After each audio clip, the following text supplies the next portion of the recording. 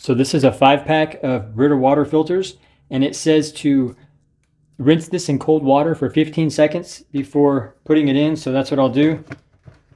Let me do this in real time so I'll show how fast this takes.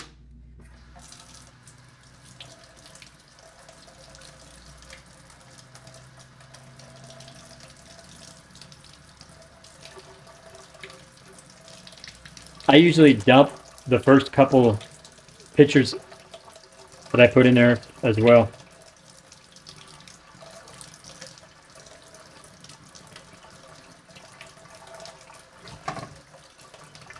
That's the old one. Simple as that.